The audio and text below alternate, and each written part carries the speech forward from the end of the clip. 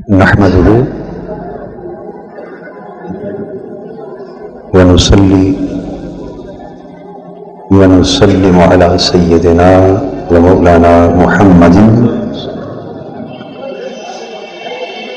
رسوله النبي الأمين المكين الحنين الكريم الرؤوف الرحيم. أما بعد، فأعوذ بالله من الشيطان الرجيم. بسم الله الرحمن الرحيم. يا أيها الذين آمنوا لا ترفعوا أصواتكم فوق صوت النبي ولا تجهروا له بالقول كجهر بعضكم لبعض أن تحبط أعمالكم وأنتم لا تشعرون. صدق اللہ مولانا العظیم. حاضرین محترم، آج کی اس نشست میں گفتگو کے لیے میں نے سورہ حجرات کی ایک آیہ کریمہ بطور عنوان منتخب کی ہے اور اسی کی تلاوت کی.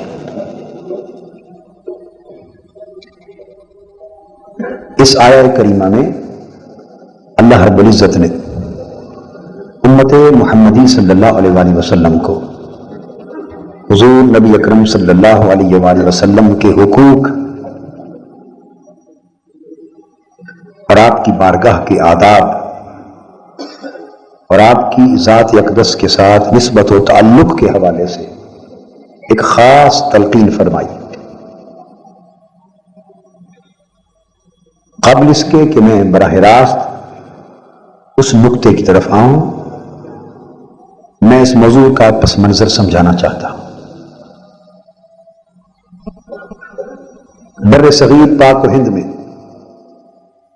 جب انگریز سامراج برطانوی استعمار مسلط ہوا، اس نے ہندوستان کے مسلمانوں کو اور عالم اسلام کے دیگر ممالک کے مسلمانوں کو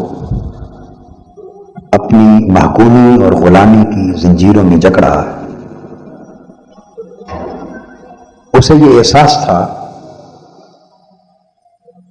اور ہر سامراج جب کسی علاقے پر اگریشن کرتا ہے، ناجائز تسلط کرتا ہے، اسے یہ احساس ہوتا ہے کہ میں عمر بھر یا قیامت تک اس خطے پر مسلط اور قابض تو نہیں رہ سکتا. کبھی نہ کبھی یہ خطہ آزاد ہوگا. تاریخ بتاتی قومیں دوسرے خطوں پر قابض ہوتی ہیں، محکوم بھی کی جاتی ہیں، قوموں کو آزادی بھی ملتی ہے. یہ ایک پروسیس ہے. برطانوی سامراج کو یہ معلوم تھا کہ کسی نہ کسی دن میں ہندوستان سے واپس جاؤں گا اور یہاں کے مسلمان آزاد ہوں گے، اور عالم اسلام میں بھی ایک بیداری کی، آزادی کی لہر اٹھے گی. اس نے یہ سوچا کہ میں تو وہاں واپس چلا ہی جاؤں گا، مگر کچھ ایسے فتنے امت مسلمہ میں پیدا کر دیے جائیں جن فتنوں کے ذریعے امت مسلمہ کا ایمان کمزور ہو جائے اور امت مسلمہ کی وحدت، اجتماعیت پارا پارا ہو جائے، یہ تفرقہ اور انتشار کا شکار ہو جائے اور ایک مرکز پر یہ مجتمع نہ رہے. یعنی امت متفرق ہو جائے، ٹکڑے ٹکڑے ہو جائے، اور ایمان اس امت کا کمزور کر دیا جائے، اتنا کمزور کہ پھر یہ امت دوبارہ اٹھ نہ سکے اور دین حق کا غلبہ بحال کرنے کی جرت، ہمت، طاقت اور امید ان کے اندر نہ رہے. اور ان کے جسم اگر آزاد بھی ہو جائیں تو ان کے ذہن اور ان کی روحیں پھر بھی غلام ہیں. انگریز نے سوچ بچار کی کہ مسلمانوں کے ایمان کو کمزور کرنے اور مسلمانوں کے اندر فتنہ بپا کرنے کی سب سے بڑی مؤثر صورت کیا ہے. اس نے سوچ بچار کی. اس کے نتیجے میں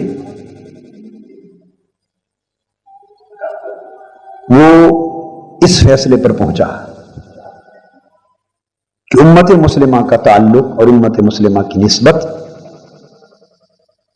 اپنے نبی صلی اللہ علیہ وسلم کی ذات پاک سے دو طرح کا ہے۔ ان مسلمانوں کا رشتہ حضور علیہ الصلوۃ والسلام کی ذات پاک سے کتنی طرح کا ہے؟ دو طرح کا ہے۔ ایک، ان کا رشتہ، ان کا تعلق حضور علیہ الصلوۃ والسلام کی ذات پاک سے ہے، ذات سے۔ ایک، ان کا رشتہ اور تعلق حضور علیہ الصلوۃ والسلام کی تعلیمات سے ہے، دوہرا تعلق۔ نبی کی ذات سے بھی ان کا ایک تعلق ہے اور نبی کی تعلیمات سے بھی ان کا ایک تعلق ہے۔ ذات سے، نبی کی ذات پاک سے صلی اللہ علیہ وسلم سے ان کا تعلق قلبی، حبی اور عشقی ہے۔ حضور علیہ الصلوۃ والسلام کی ذات پاک سے مسلمانوں کا تعلق قلبی ہے، حبی ہے اور عشقی تعلق۔ میں تعلق کی قسم سمجھا رہا ہوں، تعلق قلبی، تعلق حبی، تعلق عشقی، یہ تو ہے نبی کی ذات سے ان کا تعلق کی نوعیت۔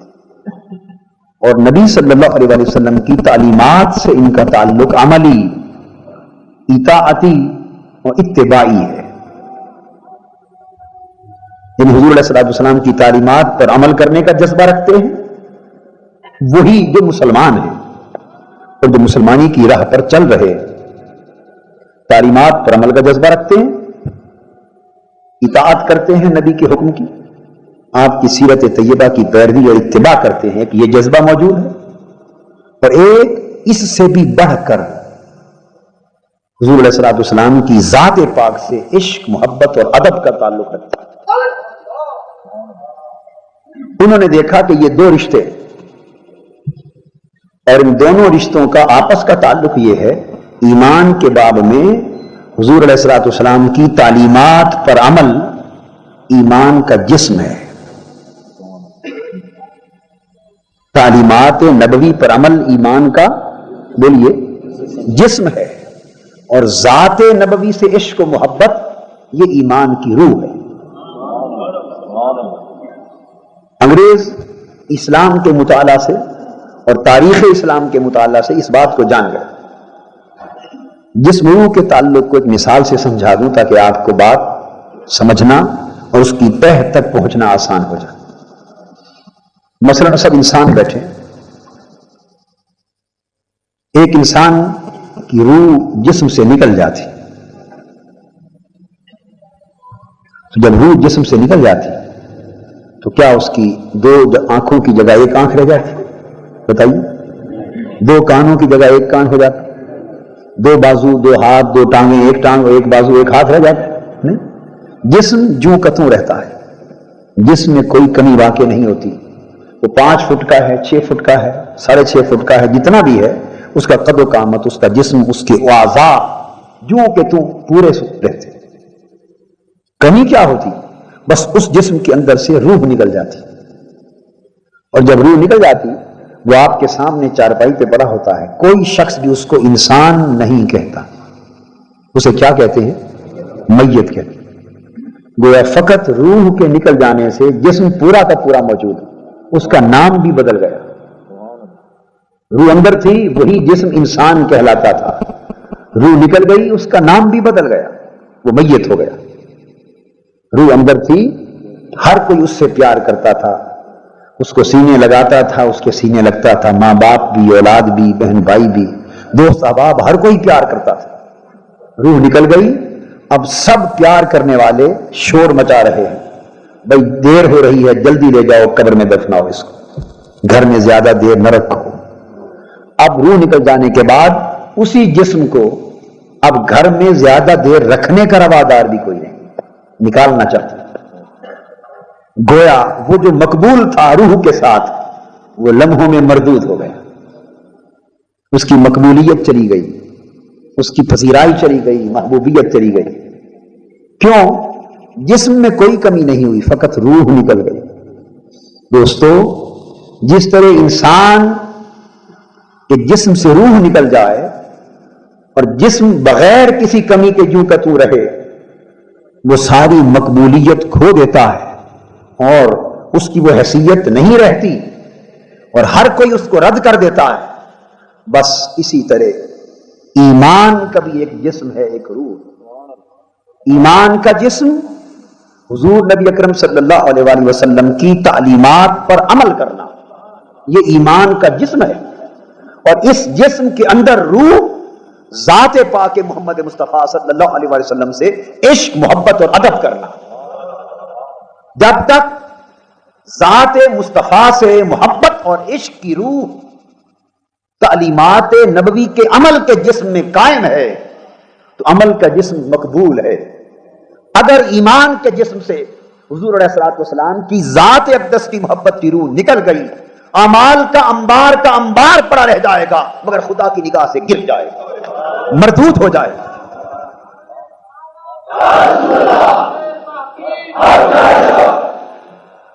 اعمال صالحہ کہ اس جسم کو نہ خدا کی بارگاہ میں قبولیت ہوگی نہ مصطفیٰ کی بارگاہ میں قبولیت ہوگی، وہ بندہ مردہ لاش ایمان کی اعمال کا ڈھیر کندھوں پر اٹھائے پھرے گا۔ اگر محبت اور ادب رسول سے وہ جسم خالی ہے، اس کا عمل بھی جہنم میں ہے، وہ خود بھی جہنم میں ہے، اس کی کوئی حیثیت نہیں، وہ ناکارہ ہو گیا۔ انگریز جانتا تھا کہ یہ مسلمانوں کے ایمان کی جان حب رسول، عشق رسول، عشق اور محبت رسول اور ادب رسول، یہ مسلمانوں کے ایمان کے جسم کی جان ہے۔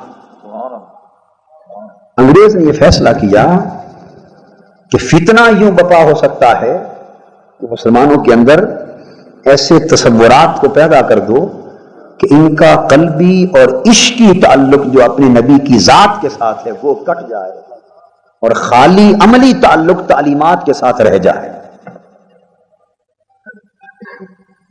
یہ تو نہیں کہہ سکتا تھا کہ اسلام پر عمل کرنا چھوڑ دو، اسلام پر عمل کرنا یہ کھلی بات تو نہیں کہہ سکتا تھا، کھلی بات تو نہیں کہہ سکتا تھا۔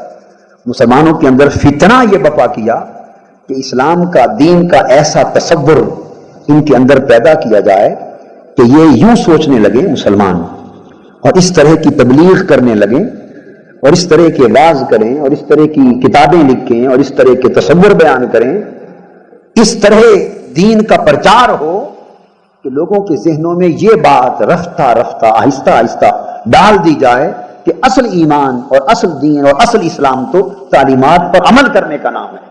ذات سے عشق کرنا، محبت کرنا، ادب کرنا ٹھیک ہے بھائی، اچھی بات ہے، مگر اتنا ضروری نہیں، تاکہ عشقی تعلق نبی کی ذات سے کم ہوتا جائے، حبی تعلق نبی کی ذات سے کم ہوتا جائے، قلبی روحی تعلق، وجدانی تعلق نبی کی ذات سے کم ہوتا جائے، اور کم ہوتا ہوتا ذات پاک والا تعلق کٹ جائے۔ جس دن ذات پاک سے تعلق عشقی کٹ جائے گا، مسلمان ساری تعلیمات پر عمل کرتے پھرے مسلمان مردہ ہو جائے گا، ایمان مردہ ہو جائے گا۔ اس ایمان میں پھر طاقت نہ رہے گی کہ امت کو اٹھا سکے، اور بس اسی بات سے امت میں فتنہ پیدا ہو جائے گا۔ پھر یہ بات بات پہ جھگڑیں گے، مناظرے کریں گے، نبی کی ذات کو متنازع فی بنا دیں گے، ہر بات پر، نبی کی ہر بات پر مناظرے کریں گے، نبی کی ہر بات پر یہ لوگ مناظرے کریں گے، جھگڑوں میں پڑ جائیں گے، فتنوں میں مبتلا ہو جائیں گے، اور جس بات پہ جھگڑا شروع ہو جائے اس چیز سے قلبی تعلق کٹ جاتا ہے، عقلی تعلق بن جاتا ہے۔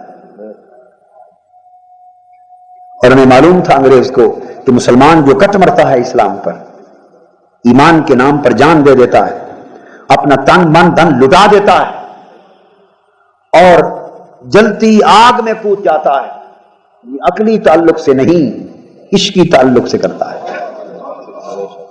بے خطر کود پڑا آتش نمرود میں عشق، عقل ہے محو تماشائے لبے بام ابھی۔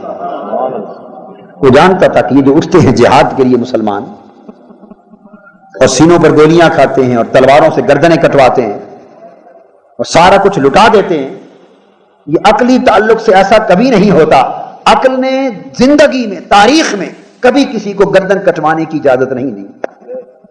عقل تو گردن کی سلامتی چاہتی ہے، گردن کٹوانا تو فقط عشق کا کام ہے.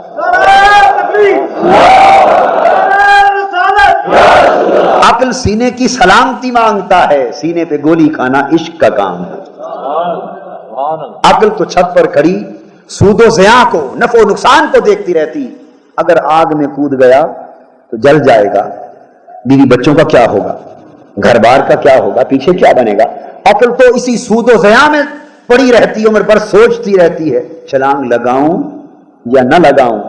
عشق میں یا ہے ہی نہیں، سود و زیاں کا تصور ہے ہی نہیں. برطرز اندیشہ سود و زیاں ہے زندگی، ہے کبھی جہاں اور کبھی تصریح میں جہاں ہے زندگی. عشق نے زندگی کا وہ سبق سیکھا ہے جو انجام پر نظر نہیں ڈالتا، وہ فقط محبوب کا اشارہ ابرو دیکھتا ہے. محبوب کی رضا کس میں ہے؟ محبوب اگر آگ میں چھلانگ لگانے پر راضی ہے، چھلانگ لگاتا ہے. محبوب سمندر میں کودنے پر راضی ہے، عشق سمندر میں کودتا ہے. محبوب گردن رکھ کر راضی ہے، عشق زندہ رکھتا ہے. محبوب گردن کٹوا کر راضی ہے، عشق کٹ جاتا ہے.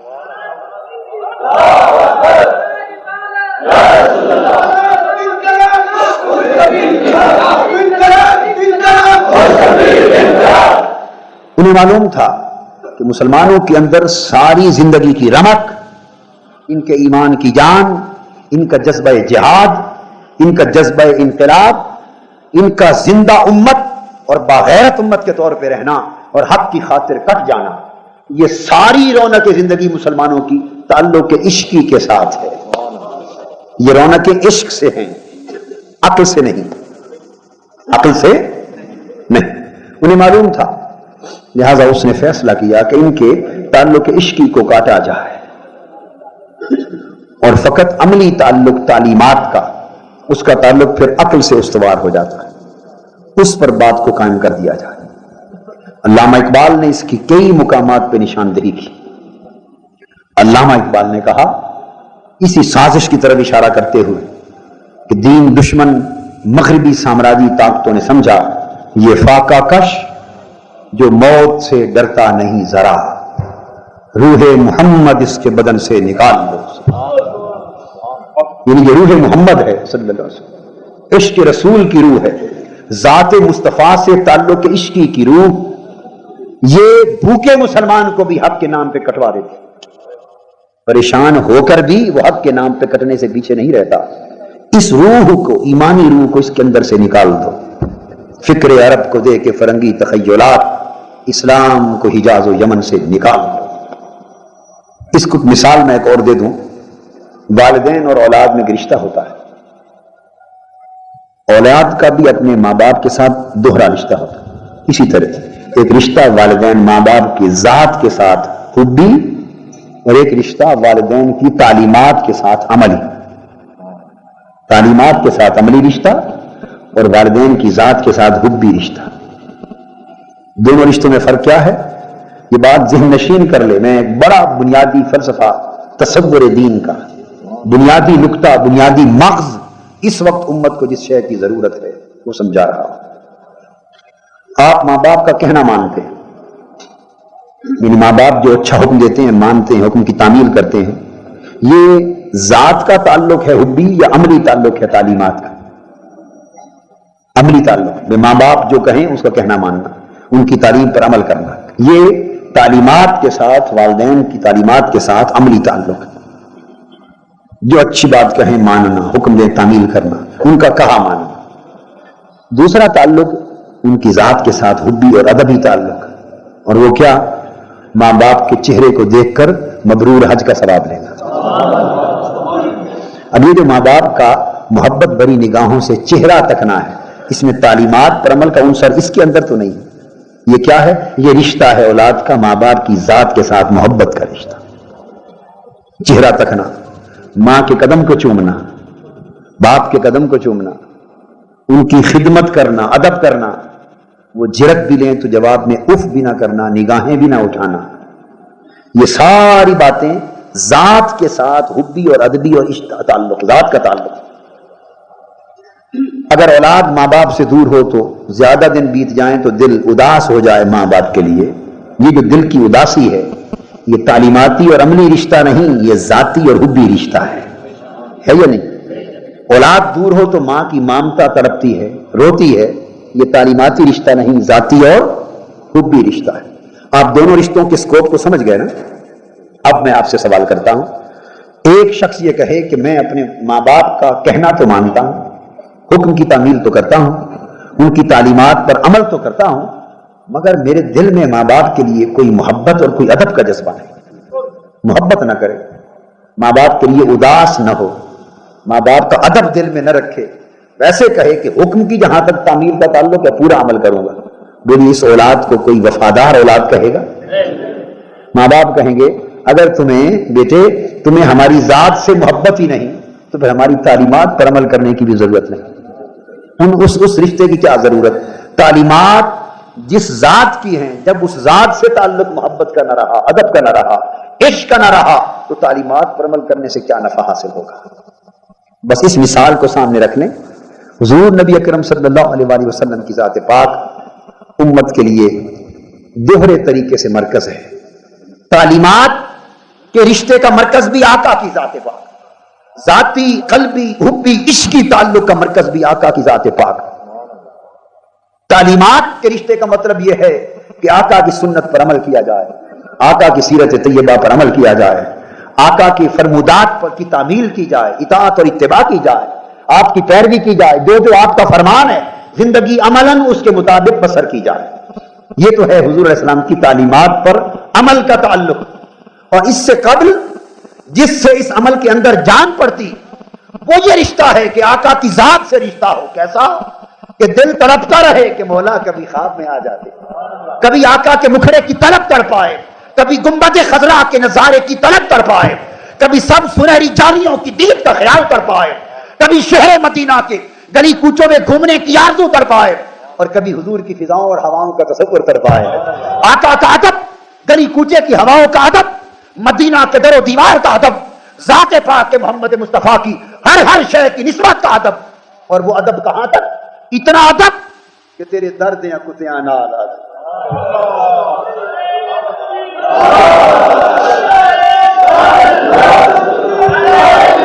تعلیمات نبوی پر عمل حضور علیہ الصلوۃ والسلام کی ذات اقدس کے ساتھ نسبت اور تعلق کی ایک جہت، تعلیمات پر عمل یہ حضور علیہ السلام کے ساتھ تعلق کی ایک جہت، ایک سمت ہے، اور آپ کی ذات کے ساتھ عشق و محبت یہ تعلق کی ایک جہت ہے۔ پہلی جہت تعلق والی، ذات کے ساتھ عشق والی جہت ہو تو تب دوسری جہت قبول ہوتی، اگر پہلی نہ ہو دوسری کے انبار پڑے رہیں اللہ کی بارگاہ میں قبول نہیں۔ وہ ذات کے ساتھ جو عشقی حبی ادبی تعلق ہے اس کو عارفوں نے کیا بیان کیا۔ خواجہ غلام فرید رحمت اللہ علیہ فرماتے تتی تھی جوگن چودھار پھراں، تتی تھی جوگن چودھار پھراں، ہند سندھ پنجاب تے بار پھراں، سنج بر تے شہر بازار پھراں، متا یار ملم کہیں سانگ سبب، متا یار ملم کہیں سانگ سبب،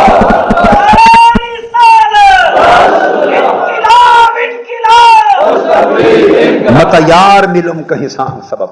تعلیمات پر عمل ایک پہلو ہے، مگر تعلیمات پر عمل میں جان تب پڑتی ہے، قبولیت تب ملتی ہے، پذیرائی تب آتی ہے، وہ عمل اللہ کی بارگاہ میں مقبول عمل تب بنتا ہے، اس سے ایمان طاقتور تب ہوتا ہے، امت اپنے حوال میں انقلاب لانے کے قابل تب ہوتی ہے جب اس عمل کے جسم کے اندر اس ذات کے ساتھ عشقی اور حبی تعلق کی جان پیدا ہو جائے۔ تعلیمات پر عمل تب کام آتا ہے پہلے مت یار ملم کہیں تانگ سبب، یہ تانگ پیدا ہو یار کی، اور ذات کے ساتھ ادب کا عالم فرمایا توڑے دھکڑے دھوڑے کھاندڑیاں، تیرے نام تو مفت بھی کاندتی۔ یہ جو نام سے مفت بک جانا یہ تعلیمات کا باب نہیں، یہ عشق و محبت کا باب ہے۔ عقل بکنے نہیں دیتی، عقل وہ تو کہتی ہے اوروں کا بھی لوٹ کے جیب میں آ جائے، عشق کہتا ہے جو ہے یار کی راہ پہ لٹا دے، تیرے نام تو مفت بھی کاندڑیاں۔ ہائے ہائے ہائے۔ بابا فرید الدین گنج شکر رحمۃ اللہ علیہ اور بہت سے بزرگوں نے بیان کیا حضرت سیدنا ابراہیم علیہ السلام کا بہت سارا ریوڑ تھا. تیرے نام تو مفت وکاندڑیاں. یہی تعلق توحید کا ہے, یہی تعلق رسالت کا ہے. ایک فرشتے نے, بعض روایتوں میں آتا ہے کہ سیدنا جبرائیل امین, کوئی فرشتہ اللہ پاک کی بارگاہ میں عرض کیا, مولا تیرے بندے ابراہیم کی بڑی تعریف سنی ہے, سنا ہے تیرا بڑا عاشق ہے, تجھ سے محبت کرتا ہے, بڑا پیار کرتا ہے, دھوم سنی ہے اس کے عشق و محبت کی, تو اجازت دے تو میں جا کے ابراہیم کے عشق کا امتحان کروں. اللہ پاک نے فرمایا جا کر لے, ابراہیم کے عشق کا امتحان کر لے. وہ آ گئے, آپ کے ریور کے قریب کھڑے ہو گئے. بہت ریور تھا. فاصلے پر کھڑے ہو کر بڑے ذوق اور لذت اور حظ کے ساتھ اللہ کا نام لیا. اللہ, ایک ذوق کے ساتھ نام لیا اللہ پاک. سیدنا ابراہیم علیہ السلام کے کانوں پر یہ لذت بھری, مٹھاس بھری آواز اپنے محبوب حقیقی کی پڑی. تڑپ اٹھے, دوڑ کے باہر آئے. فرمایا میرے محبوب کا نام کس نے لیا ہے؟ وہ سامنے ایک انسان انسانی شکل میں کھڑے تھے. بولے میں نے لیا ہے. فرمایا مسافر اجنبی, ایک بار میرے یار کا نام پھر سنا دے. فرشتہ تھا انسانی صورت میں, اس نے پوچھا پہلے تو اپنی مرضی سے لیا تھا, اب آپ کے کہنے پر لوں تو سودا تو کر لو نا, کیا دو گے؟ تیرے نام تو مفت بھی کاندڑی, سودا تو کر لو, کیا دو گے؟ فرمایا یہ ریور آپ کے سامنے ہے, ایک بار یار کا نام سنا دو, آدھا ریور لے جاؤ. ایک بار پھر نام سنا دو, آدھا ریور لے جاؤ. فرشتے نے پھر ذوق سے کہا اللہ.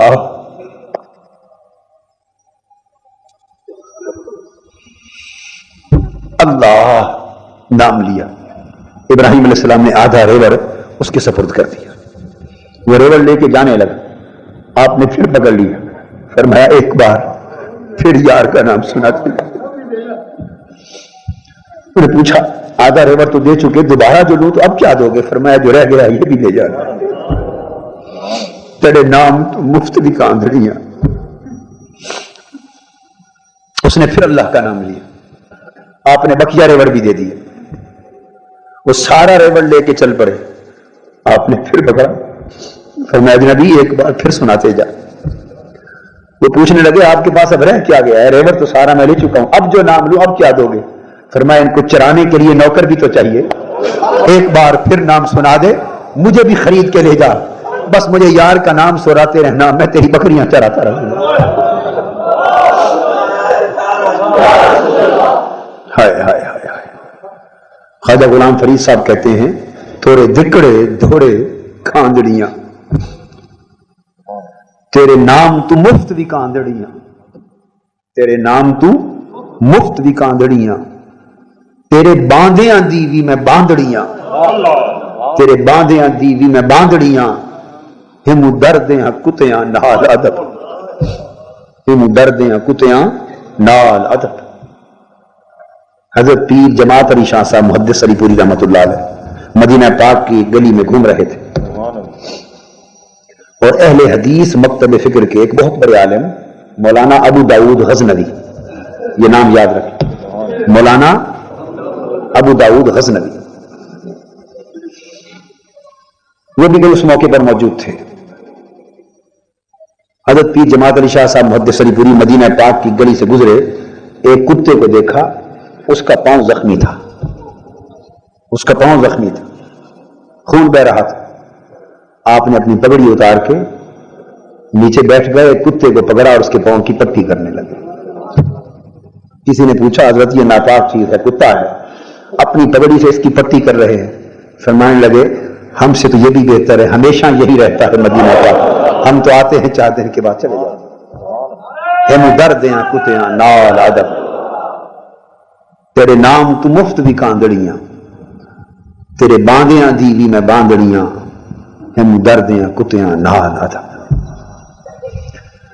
یہ جو ذات کے ساتھ عشقی تعلق ہے, قلبی اور حبی تعلق ہے ذات کے ساتھ, دوستو جب تک یہ قائم نہ ہو تعلیمات پر عمل کا تعلق کام نہیں دیتا. بجھی عشق کی آگ اندھیر ہے, مسلمان نہیں راک کا ڈھیر ہے. علامہ کا مشرب بھی ساتھ بتا رہا ہوں آپ کو, پھر قرآن اور حدیث کی طرف آؤں گا. بجھی عشق کی آگ اندھیر ہے، مسلمان نہیں راکھ کا ڈھیر ہے. علامہ کا بھی کہنا یہ ہے کہ مسلمانی بنتی عشق سے ہے، مسلمانی کا وجود تعلق عشقی سے ہے. اس پر جسم عمل کا، اطاعت کا، اتباع کا، تعلیمات کی پیروی کا جسم چڑھتا ہے، مسلمان ہو جاتا ہے، مگر روح اس تعلق عشقی سے عبارت. علامہ کیوں نہ کہے، ان کی پرورش، علامہ اقبال کی پرورش اسی درس عشق کے ساتھ ہوئی تھی، عشق و ادب کے درس میں ہوئی. خود بیان کرتے ہیں علامہ اقبال، خود بتاتے ہیں کہ میں چھوٹا بچہ تھا، ہمارے گھر ایک سائل فقیر آیا خیرات مانگنے کے لیے، بھیک مانگنے کے لیے. علامہ بیان کرتے ہیں میں نے اس کو ٹالا، وہ نہیں گیا، 2-4 بار سختی سے کہا نہیں گیا، جب وہ نہیں ہٹا تو میں نے اسے تھپڑ مار دی. سیالکوٹ کا واقعہ علامہ اقبال خود بیان کرتے، تھپڑ مارا، وہ برا بھلا کہنے لگا. اتنے میں کہتے ہیں کہ میرے والد گرامی تشریف لے آئے، انہوں نے دیکھ لیا، فقیر کی بات بھی سن لی کہ میرے بیٹے نے تھپڑ مارا. فرماتے ہیں کہ میرے والد رو پڑے.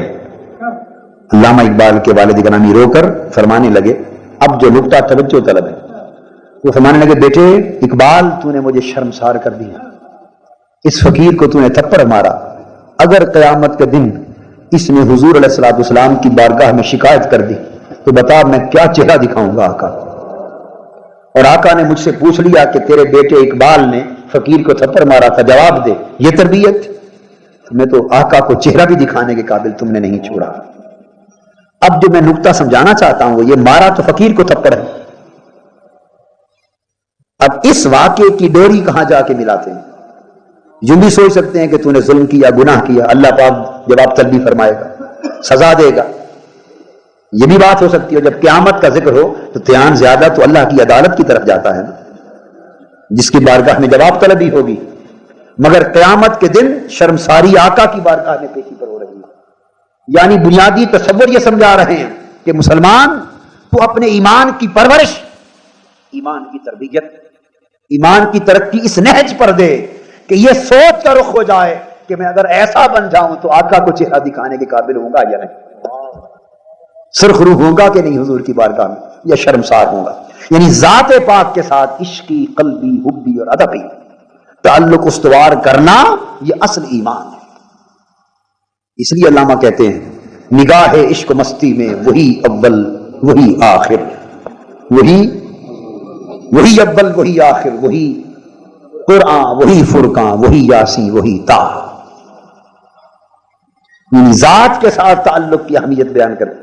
کبھی آقا صلی اللہ علیہ وسلم سے مخاطب ہیں اور عرض کرتے ہیں ذکر و فکر و علم و عرفانم توی، کشتی و دریاؤ طوفانم توی.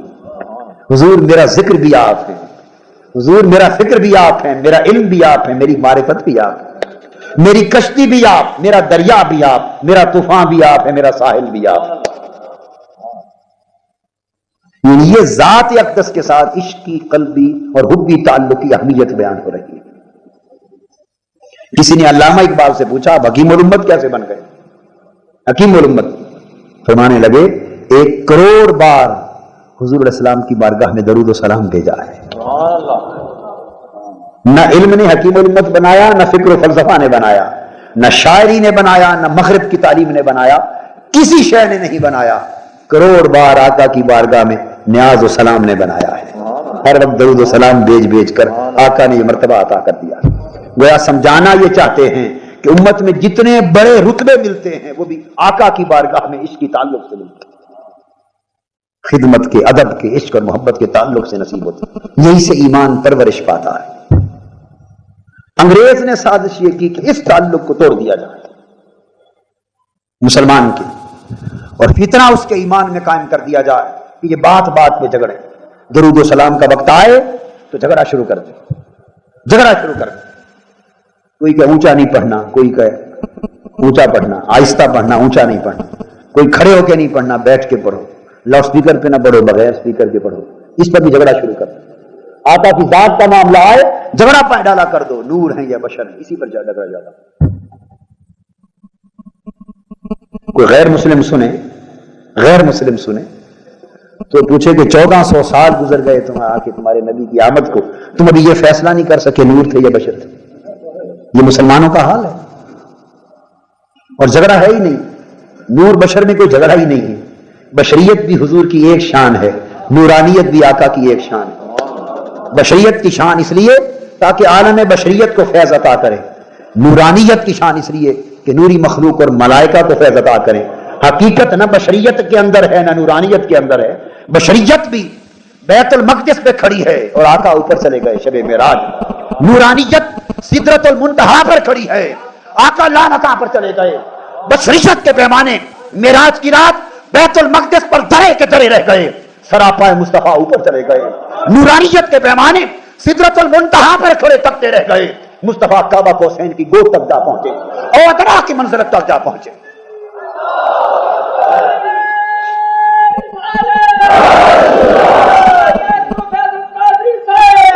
اور فتنہ کیا بپا کیا؟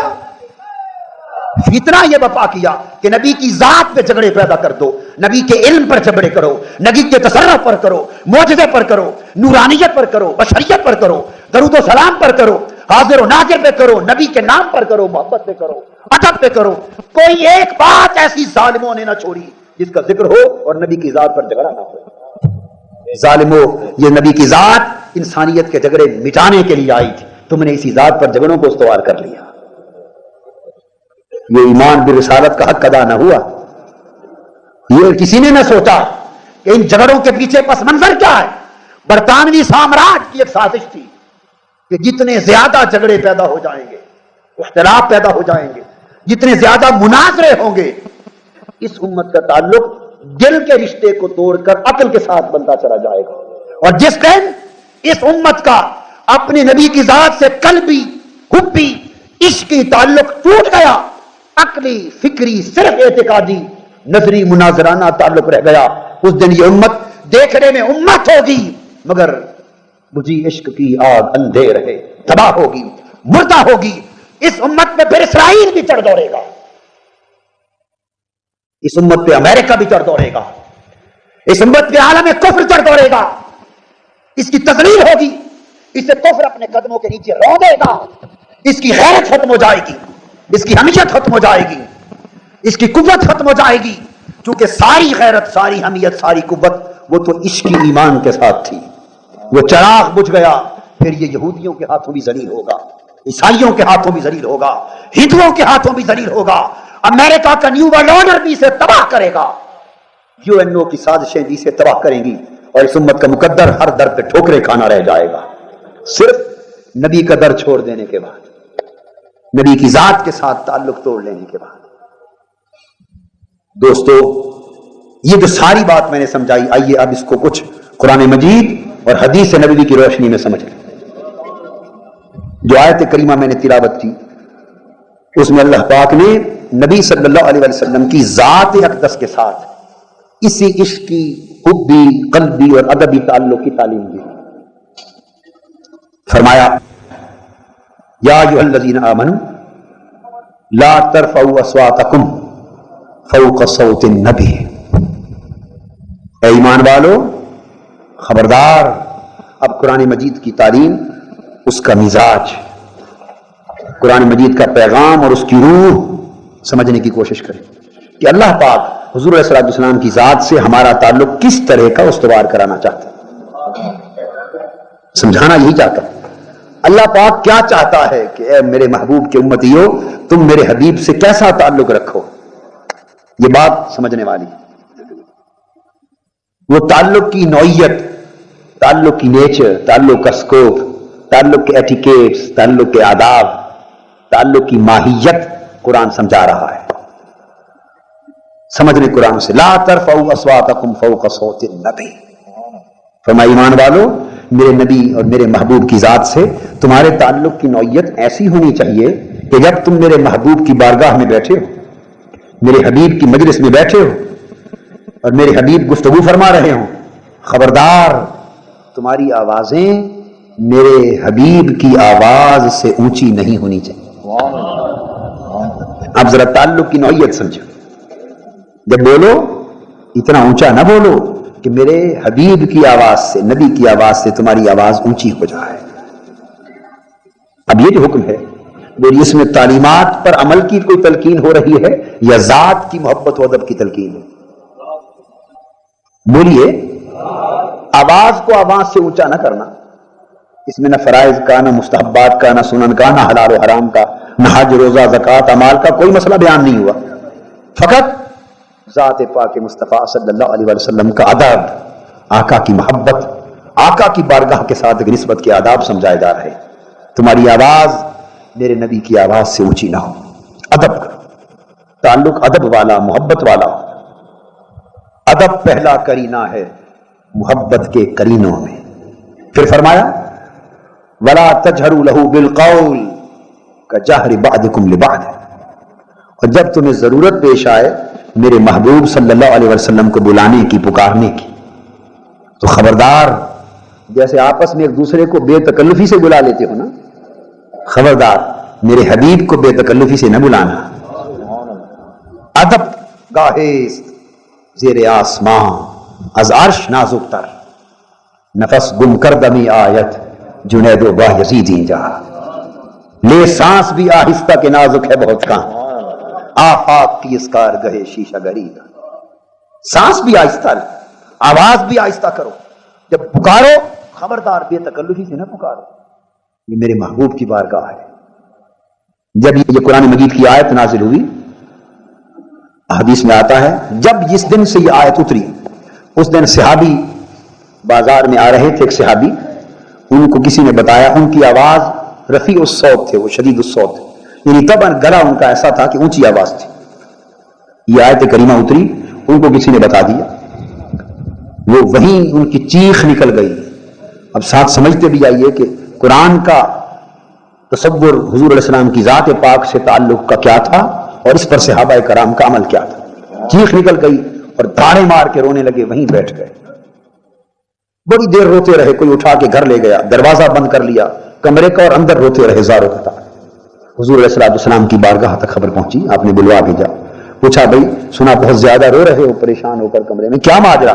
عرض کی آقا یہ آیت اتری ہے ان تحبط اعمالکم وانتم لا تشعرون، اگر تمہاری آواز میرے نبی کی آواز سے اونچی ہو گئی تمہاری زندگی کے سارے اعمال تباہ ہو جائیں، غارت ہو جائیں، کچھ بھی نہیں بچے گا۔ میں ڈرتا ہوں آقا کہ میری آواز تمن زیادہ ہے، کہیں میں ہی اس آیت کریمہ کے حکم میں شکار نہ ہو جاؤں، کہ مجھ سے بے ادبی نہ ہو گئی ہو، زاروں قطار رو رہا ہوں۔ حضور علیہ السلام مسکرا پڑے، مالک تھے، فرمایا جا تو مستثنا ہے، تیری آواز کو بے ادبی سے تو نہیں نہ اونچی ہوتی، جا تمہیں معاف کر دی، تو جیسے بھی بول، تجھے مستثنا ایگزمپٹ کر دی۔ جس دن یہ آیت کریمہ اتری اس دن سے لے کے وفات تک سیدنا صدیق اکبر رضی اللہ تعالیٰ عنہ نے حضور علیہ السلام کی بارگاہ میں بیٹھے ہوئے بولنا چھوڑ دیا تھا۔ جب بات کی ضرورت پڑتی سیدنا صدیق اکبر رضی اللہ تعالیٰ عنہ اس طرح بات کرتے جیسے کان میں سرگوشی کرتے، آواز بھی نہ نکالتے تھے کہ کہیں کوئی لفظ بھی اونچا نہ ہو جائے۔ جس دن یہ آیت کریمہ اتری سیدنا فاروق اعظم رضی اللہ تعالیٰ عنہ نے بھی وفات کے دن تک آقا کی بارگاہ میں بیٹھے ہوئے انہوں نے بھی بولنا چھوڑ دیا۔ جس میں آتا ہے کان عمر رضی اللہ عنہ اذا تکلم عند النبی لم یسمع کلامہ حتی یستفهم، جب بات کرنے کی حاجت آتی کسی شخص نے پھر اس کے بعد حضرت عمر کی کلام گفتگو نہیں سنی، بارگاہ مصطفیٰ میں اشارے کرتے تھے، سرگوشی کرتے تھے، فرماتے بیٹھے ہوئے ہم از خود سمجھ جاتے تھے کہ کیا کہنا چاہتے ہیں، آواز نہیں نکالتے تھے منہ سے۔ قرآن مجید نے حکم دیا تو یہ حضور علیہ السلام کی ذات پاک سے محبت و ادب کا حکم ہے یا تعلیمات سے عمل کا حکم؟ تعلیمات پر عمل کا پہلو یہاں نہیں آیا، تو تعلق کا آغاز ذات کے ساتھ عشق و محبت اور ادب سے ہوتا ہے، پھر جس ذات سے محبت کرتے ہو اس ذات کی تعلیمات پر عمل کرنے کا تقاضا پیدا ہوتا ہے۔ اور ادھر فرمایا، عرض کیا باری تعالیٰ اگر خدا نہ خواستہ آواز اونچی ہو جائے حضور کی آواز سے کسی کی، بے تکلفی کا کلمہ نکل جائے، ایک بے ادبی ہو جائے تو سزا کیا ہوگی؟ یہ نہیں کہ ایک بے ادبی کی تو ایک گناہ لکھا جائے، ایک بار آواز اونچی کی تو ایک نیکی اور ایک عمل ضائع ہو جائے گا، ایک حج چلا جائے گا، یا 1 سال کی نمازیں چلی جائیں گی، یا 10 سال کی عبادتیں اور نیکیاں چلی جائیں گی، باقی بچ جائیں گی۔ نہیں، ایسا نہیں ہے۔ فرمایا ان تحبط اعمالکم، لوگوں اگر تم نے میرے نبی کی بارگاہ میں بے ادبی کر دی، اور بے ادبی بھی کیسی، فقط ایک بار تمہاری آواز میرے محبوب کی آواز سے بلند ہو گئی، فقط ایک بار تم نے بے تکلفی سے، بے ادبی سے میرے نبی کو پکار دیا، اس ایک بے ادبی کی سزا کیا ہوگی؟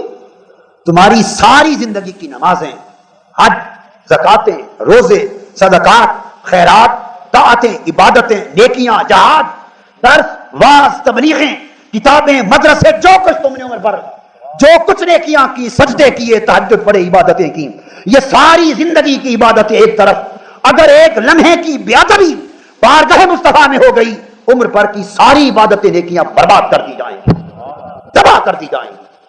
اس کا مطلب کیا ہوا؟ ذرا تکڑی کے دو پلڑوں میں تولو نا، ادھر آقا کا ادب، ادھر ساری زندگی کے اعمال، اس میں فرض بھی سارے، سنتیں بھی، واجبات بھی، مستحبات بھی، نوافل بھی، کعبے کے طواف بھی، کعبے کے حج بھی، عمرے بھی، تبلیغیں بھی، صدقہ خیرات، ساری نیکیاں ایک طرف، ادھر ایک بے ادبی اگر ہو گئی، ایک بے ادبی، عمر بھر کی ساری نیکیاں برباد۔ اس کا مطلب یہ ہوا کہ ذرا توازن کرو کہ ادب مصطفیٰ کا اور محبت مصطفیٰ کا درجہ کیا ہے، اور اس کے مقابلے میں ساری عمر کے اعمال کا درجہ کیا ہے۔ سارے اعمال اور عبادتیں اور طاعتیں ایک طرف، اور ذات پاک سے محبت و ادب کی اہمیت ایک طرف۔ حضور علیہ السلام کی ذات پاک کی محبت، عشق اور ادب ہے تو سارے اعمال نیکیاں ہیں، اور اگر محبت اور ادب ذات پاک کا نہیں تو سارے اعمال بربادیاں ہیں، کچھ بھی نہیں۔ تیرے درد ہیں کتیاں نال ادب، یہ جو ذات کے ساتھ محبت و ادب کا تعلق ہے، اسی سے عمل میں جان پڑتی ہے، اسی سے طاعت طاعت بنتی ہے، عبادت عبادت بنتی ہے، نیکی نیکی بنتی ہے، تقویٰ اسی سے وجود میں آتا ہے۔ قرآن مجید کہتا ہے، اس سے اگلی آیت پڑھیے، فرمایا ان الذین یغضون اصواتهم عند رسول اللہ اولئک الذین امتحن اللہ قلوبهم للتقوی۔ ادھر جو ایک بے ادبی کر دے میرے حبیب کی، اس کی ساری عبادتیں برباد، ایمان بھی تباہ، اور جہنم کا ایندھن بن گیا۔ ان تحبط اعمالکم وانتم لا تشعرون، اور قرآن نے کہا تمہاری ساری عبادتیں ضائع ہو جائیں گی ایک بے ادبی سے، اور تمہیں پتہ بھی نہیں چلے گا، تمہیں شعور بھی نہیں ہوگا کہ ہم لٹ گئے، برباد ہو گئے، ہماری نیکی کچھ نہ بچی، تمہیں اس کا پتہ بھی نہیں چلے گا۔ کیوں؟ شعور بھی نہیں ہوگا، پتہ بھی نہیں چلنے دیں گے باری تعالیٰ۔ آخر یہ پتہ بھی کیوں نہیں چلے گا؟ اس لیے کہ اگر بندے کو پتہ چل جائے کہ میں لٹ گیا، میری نیکیاں ضائع ہو گئی، میری عبادتیں، میرے اعمال برباد ہو گئے، اللہ ناراض ہو گیا، تو بندہ کیا کرے گا؟ فوری توبہ کر لے گا، گر گڑائے گا، منتیں کرے گا، سجدے میں گرے گا، معافی مانگے گا، توبہ کر لے گا۔ اللہ پاک نے فرمایا وانتم لا تشعرون، اور جب شعور ہی نہ ہو، وہ سمجھتا رہے گا کہ میری نیکیاں، میرے عمل، میری تبلیغیں، میرے وعظ، میری عبادتیں ساری قائم ہیں، اسی حال گمان میں مر جائے گا۔ قیامت کے دن جب میزان پر پہنچے گا خیال لے کر کہ میں بڑی نیکیاں کر کے آیا ہوں، تو نیکیوں کے خانے میں کچھ بھی نہ ہوگا۔ پوچھے گا مولا میری عبادتیں کہاں گئی؟ فرمایا میرے حبیب کی ایک بے ادبی سے سب غرق۔ وانتم لا تشعرون، تمہیں شعور بھی نہ ہوگا۔ کیوں؟ کہ اگر پتہ چل جائے تو بندہ توبہ کرتا ہے، اور اللہ پاک بتانا چاہتے ہیں کہ میں ہر ایک کی توبہ قبول کرتا ہوں، مگر اپنے حبیب کی گستاخ کو توبہ کی توفیق بھی نہیں دیتا۔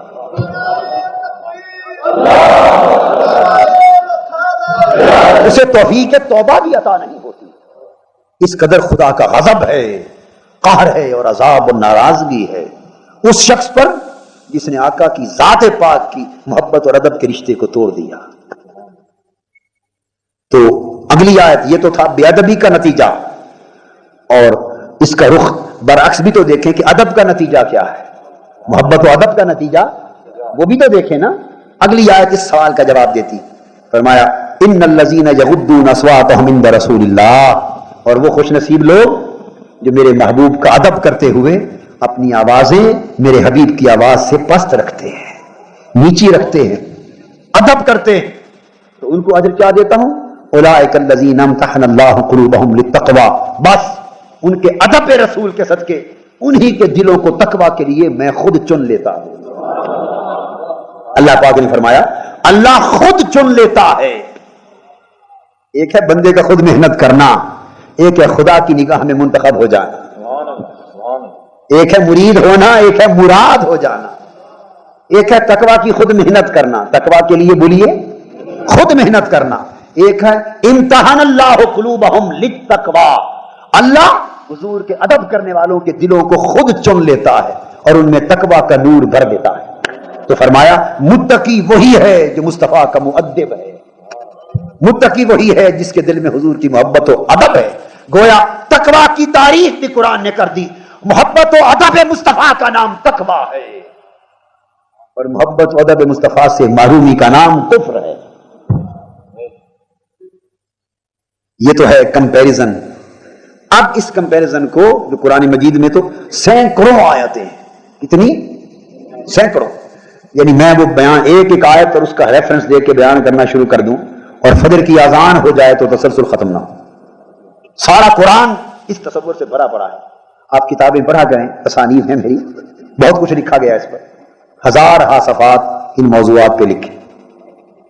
اب اس کی تائید احادیث سے اور صحابہ کرام کے اسوہ مبارکہ سے لے لیتے ہیں تاکہ اس کا جو اپلائیڈ پرسپیکٹو ہے، امپلیمنٹیشنل ایسپیکٹ، پریکٹیکل ایسپیکٹ جو صحابہ کرام کی زندگیوں سے کہ انہوں نے اس اللہ کے حکم کو کس طرح امپلیمنٹ کیا اپنی لائف، اس کی پریکٹس کس طرح کی، یہ اللہ کے احکام کو کیسے اڈاپٹ کیا اپنی لائف میں، تھوڑا وہ نقشہ بھی دیکھ لیں احادیث کی روشنی میں. آئیے چاروں خلفاء کی بات کر لیتے ہیں تاکہ پورا مضمون مکمل ہو جائے. ان سے بڑھ کے تو دین کسی نے نہیں سمجھانا. کہ ہے کوئی کہنے والا کہ مجھے سیدنا صدیق اکبر، سیدنا فاروق اعظم، سیدنا عثمان غنی اور سیدنا علی شیر خدا رضوان اللہ تعالی علیہ مجمعین سے معاذ اللہ بڑھ کر دین کی سمجھ آ گئی؟ کوئی ہے مسلمان یہ دعویٰ کر سکتا؟ جس کو ایسا گمان ہے تو پھر اللہ ہی حافظ ہے اس کے ایمان کا. انہوں نے کیا سمجھا اور کسے پریکٹس کیا؟ سیدنا صدیق اکبر رضی اللہ تعالیٰ عنہ اور جمیع صحابہ کا حال.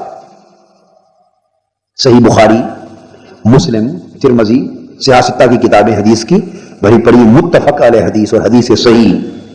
حضرت انس بن مالک رضی اللہ تعالیٰ عنہ حدیث کے راوی فرماتے ہیں ان ابا بکر کانا یصلی لہم فی وجع النبی الذی توفی فیہ حتی اذا کان یوم الاثنین. فرماتے ہیں حضور علیہ السلام کی جب مرض الوفات تھی تو آپ نے حکم دے رکھا تھا سیدنا صدیق اکبر رضی اللہ تعالیٰ عنہ صحابہ کرام کو نماز پڑھاتے، جماعت کراتے تھے. فرماتے ہیں پیر کا دن تھا، نماز کا وقت آ گیا، ہم صفوف فی الصلاۃ، نماز کھڑی ہو گئی. سیدنا ابو بکر صدیق رضی اللہ تعالیٰ عنہ جماعت کرانے لگے، نماز شروع ہو گئی. صحابہ حالت نماز میں صف در صف تھے. اب حدیث کے لفظ پر غور کر لیں، یعنی نماز کے لیے صحابہ صفیں بنا کر ابھی کھڑے نہیں تھے بلکہ نماز شروع ہو چکی تھی، پڑھی جا چکی تھی، کچھ پڑھی گئی تھی کچھ رہتی تھی. الفاظ ہیں وہم صفوف فی الصلاۃ، یعنی صحابہ کرام نماز کے اندر، نماز میں صف در صف کھڑے تھے. اگر نماز شروع نہ ہوئی ہوتی اور ویسے اقامت ہوتی اور تیار کھڑے ہوتے تو کہتے ہم صفوف للصلاۃ، لام استعمال ہوتا للصلاۃ، نماز کے لیے صفیں بنا کے کھڑے تھے. مگر نہیں، فرمایا صفوف فی الصلاۃ، حالت نماز میں کھڑے تھے صف در صف. یہ نقطہ آپ سمجھ گئے نا، بڑا امپورٹنٹ اور سگنیفیکینٹ ہے. اس کے ایلیمنٹس آگے آ رہا ہے، تعلق اس کا. حالت نماز میں صف در صف کھڑے تھے. اس دوران حضور علیہ السلام نے اپنی طبیعت مقدسہ مطہرہ میں افاقہ محسوس کیا، اٹھے، اپنے در دولت پہ دروازے پر آئے، پردہ لٹکا ہوتا تھا. ام المومنین حضرت عائشہ صدیقہ رضی اللہ تعالیٰ عنہ کا حجرہ مبارک جس میں آقا رہتے صلی اللہ علیہ وسلم، پردہ ہٹا کے صحابہ کرام کو دیکھنا چاہا اور وہ آخری دن تھا. اسی دن حضور علیہ السلام کا وصال ہو گیا. یہی وہ پیر ہے جس دن آقا کا وصال ہو. رسول نے چاہا کہ میں ذرا دیکھوں میرے صحابہ میرے ابو بکر کے پیچھے کیسے نماز پڑھتے، اس منظر کو آنکھوں سے دیکھنا چاہتے تھے. فکاشف النبی صلی اللہ علیہ وسلم ستر الحجرہ وینظر الینا وهو قائم فتبسم کأن وجهه ورقۃ مصحف. میں حدیث بھی ساتھ ساتھ سنا رہا ہوں. کتنے پیار بھرے کلمات. فرماتے ہیں کہ حضور علیہ السلام آئے، آپ نے گھر کا پردہ ہٹایا اور پردہ ہٹا کر کھڑے ہو گئے اور ہمیں دیکھنے لگے اور دیکھ کر ہمیں مسکرائے اور سیدنا انس بن مالک فرماتے ہیں خدا کی قسم حضور علیہ السلام کا مسکراتا ہوا چہرہ یوں لگا جیسے قرآن کھل گیا. مصحف را ورق ورق دیدم ایک صورت نہ مثل صورت اوست، جیسے قرآن کھل گیا. اب یہاں ایک نقطہ سمجھانا چاہتا ہوں، وہ یہ جن لوگوں نے ریاض الجنہ اور مسجد نبی میں حاضری دی اور زیارت کی ہے وہ جانتے ہیں، جو نہیں جانتے انہیں میں سمجھا دیتا ہوں. اس جگہ جہاں نماز ہو رہی تھی قبلہ اگر اس رخ ہے نا سیدھا یہاں کھڑے ہیں تو جالی مبارک اور حجرہ مبارک جس پردے کو ہٹا کے آقا قیام فرما تھے وہ بائیں کندھے کی طرف ادھر پڑتا ہے. ادھر چہرہ تھا صحابہ کرام کا نماز کی حالت میں، اور حضور علیہ السلام پردہ ہٹا کے مسجد نبوی ختم ہو گئی، اب جہاں جالیاں ہیں وہاں دروازے کا پردہ ہٹا کے بائیں کندھے کی طرف کھڑے تھے. اب آپ مجھے بتائیے نماز کی حالت میں آنکھیں کہاں ہوتی ہیں؟ سجدہ گاہ پر.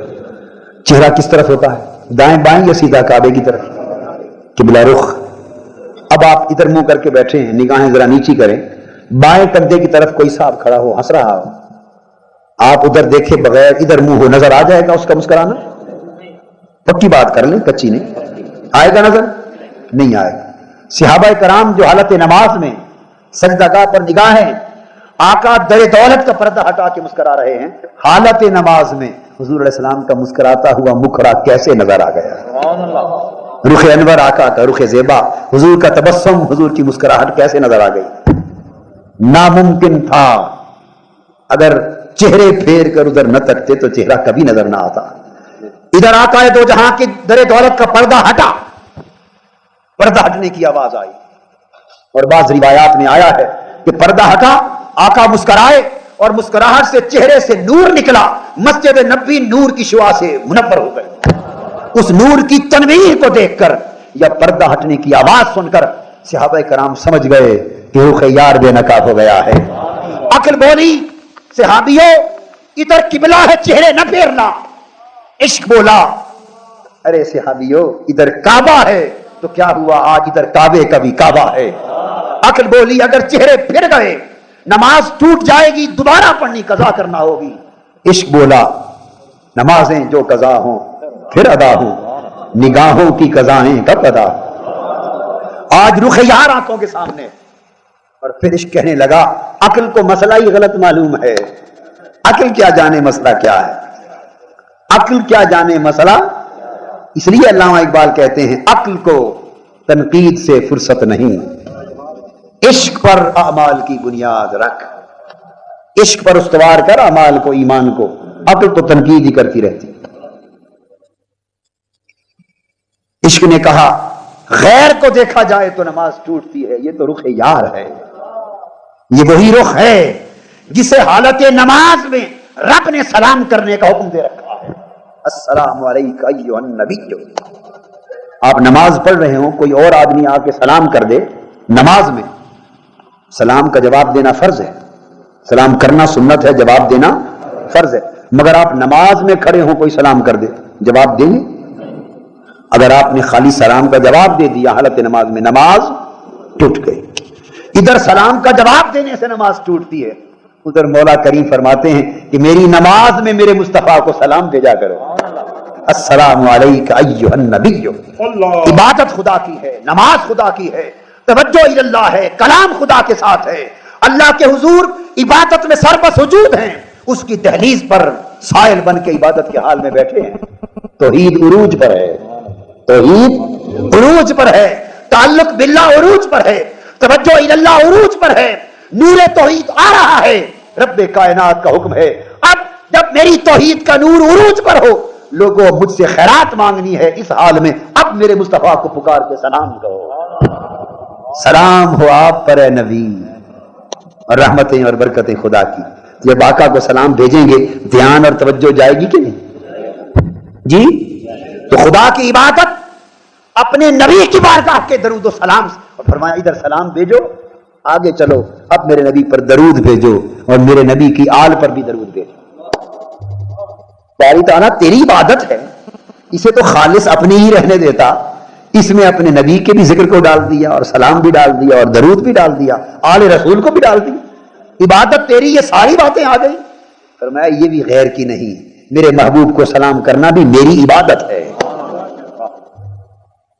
نماز غیر کی توجہ سے ٹوٹتی ہے، حضور کی بارگاہ کی طرف توجہ سے کمال پاتی ہے۔ صحابہ کرام کہتے ہیں فہممنا ان نفتتنا من الفرح برؤیت النبی صلی اللہ علیہ وسلم، آقا کا چہرہ انور جو آنکھوں کے سامنے آیا، یہ کیفیت ہو گئی خوشی کی، دیدار فرحت آثار پر، کہ ہم نے چاہا اور قریب تھا کہ حضور کے دیدار کی خوشی میں مست و بے خود ہو کر ہم نمازیں ہی چھوڑ دیں۔ یہ میں بخاری شریف اور مسلم پڑھ کے بتا رہا ہوں آپ کو۔ حالت نماز میں ہممنا ان نفتتنا من الفرح برؤیت النبی، اور ایک روایت میں حدیث میں، دوسری حدیث میں ہے ان نترک الصلاۃ فاردنا ان نترک الصلاۃ، ہم نے ارادہ کر لیا کہ آج حضور کا مکھڑا سامنے ہے، نماز چھوڑ دیں، بس حضور کا چہرہ پاک ہی تکتے رہیں۔ ہائے ہائے ہائے، بس چہرہ پاک ہی تکتے رہیں۔ اس لیے علامہ اقبال نے حضرت بلال کی کیفیت بیان کی، کہا کسی کو دیکھتے رہنا نماز تھی تیری، ہائے ہائے، ادائے دید سراپا نیاز تھی تیری، ادائے دید سراپا نیاز تھی تیری، کسی کو دیکھتے رہنا نماز تھی تیری۔ ایک حدیث پاک میں آتا ہے، ایک صحابی تھے، وہ پہلی صف میں دائیں طرف ہو کے کھڑے ہوتے، فاصلے پر، بالکل پیچھے نہیں کھڑے ہوتے تھے حضور علیہ الصلوۃ والسلام، اور جب اللہ اکبر کہہ کے آقا نماز شروع کروا لیتے، ہر کوئی نماز میں لگ جاتا، وہ چہرہ پھیر کے سلام تک ساری نماز میں حضور کو دیکھتے رہتے، ہائے ہائے ہائے ہائے ہائے، آقا کو دیکھتے رہتے، کسی کو دیکھتے رہنا نماز تھی تیری۔ ہم نے مسئلے کیا بنا رکھے ہیں؟ مسئلے ہیں ڈھکوسلے ہیں، امت میں جھگڑا ہے، فتنہ ہے، فساد ہے، نہ توحید کی روح سمجھ سکے، نہ رسالت کا نور سمجھ سکے، اور نہ رسالت کی روح سمجھ سکے، اور توحید اور رسالت میں جھگڑا کھڑا کر دیا۔ قرآن سے سمجھیں، حدیث سے سمجھیں، عمل اور اسوہ صحابہ کرام سے سمجھیں۔ حالت نماز میں یہ کیفیت رہی۔ بات سیدنا صدیق اکبر رضی اللہ تعالیٰ عنہ کی ہو رہی تھی، تو یہاں تک تو حال تھا مقتدیوں کا، اب امام کا حال بھی سن لو۔ سیدنا صدیق اکبر رضی اللہ تعالیٰ عنہ نماز پڑھانے والے مصلی پر ہیں، حدیث پاک میں ہے، وہاں جب یہ سما ہو گیا تو پردے کی آواز انہوں نے بھی سنی، نور کی تنویر چمک انہوں نے بھی دیکھی۔ فناکس ابو بکر علی عقبیہ لیصل الصف وظن ان النبی صلی اللہ علیہ وسلم خارج الی الصلاۃ، سیدنا صدیق اکبر رضی اللہ تعالیٰ عنہ بھی سمجھے کہ شاید آقا باہر تشریف لائے ہیں نماز کے لیے۔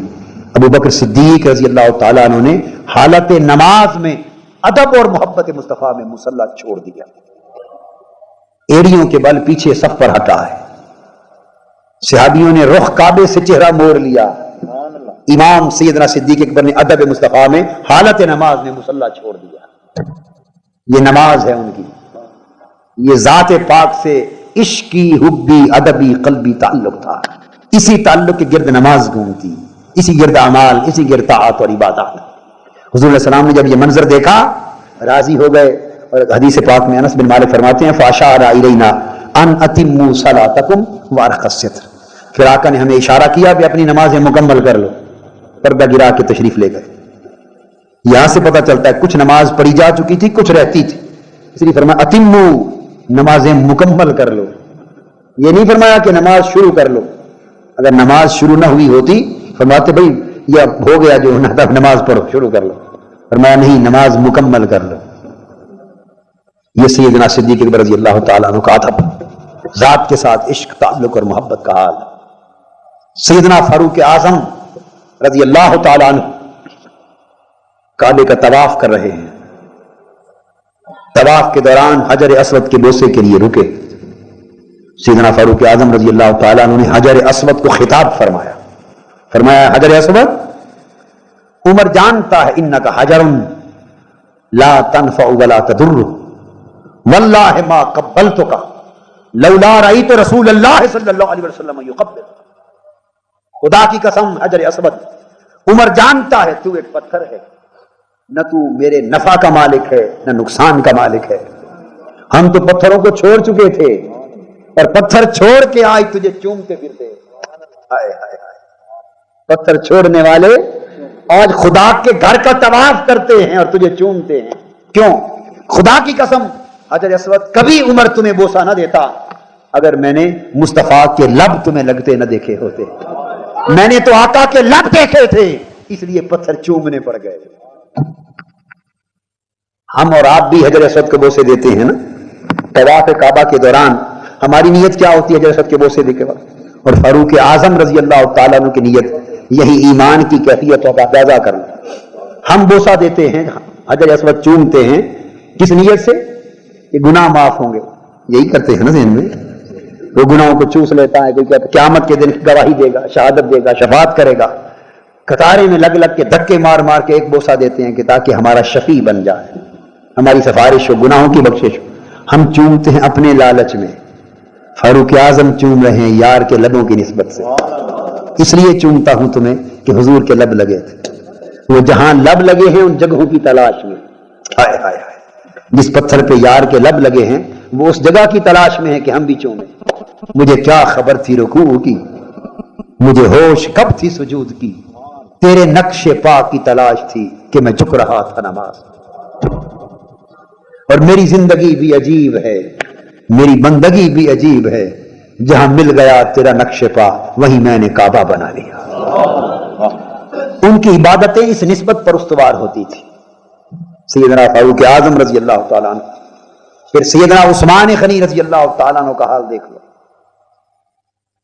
6 ہجری میں حضور علیہ السلام جب حدیبیہ تشریف لائے, 1500 صحابہ کا قافلہ ساتھ. حضور صلی اللہ علیہ وسلم نے سیدنا عثمان غنی رضی اللہ تعالیٰ عنہ کو اپنا سفیر بنا کر مکہ بھیجا. فرمایا عثمان جا کے مکہ والوں سے مذاکرات ہوئے. اہل مکہ نے مسلمانوں کو حج کرنے کی اس سال اجازت دینے سے انکار کر دی, آئندہ دیکھا جائے. سیدنا عثمان غنی رضی اللہ تعالیٰ عنہ واپس پلٹنے لگے.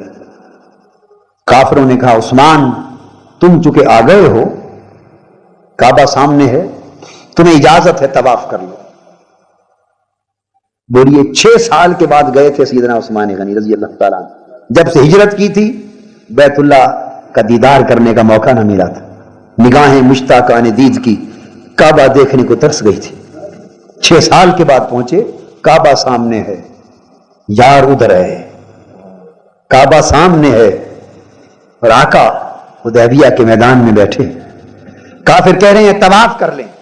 سیدنا عثمان غنی قرآن پہ نظر ڈالتے ہیں, قرآن میں کہیں منع نہیں نظر آتی کہ اگر حضور ساتھ نہ ہو تو کعبے کا طواف نہ کرنا.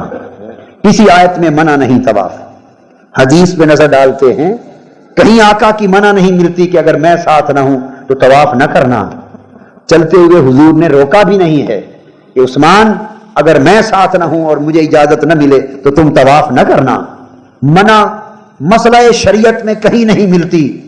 پھر دل کی طرف نظر مارتے ہیں, دل کہتا ہے عثمان ہمارا اپنا تعلق ہی کعبے سے کیا ہے, ہمیں کعبہ والا بنایا کس نے, اس کعبے کی دہلیز پر جھکایا کس نے, اس کعبے سے رشتہ ہمارا بنایا کس نے.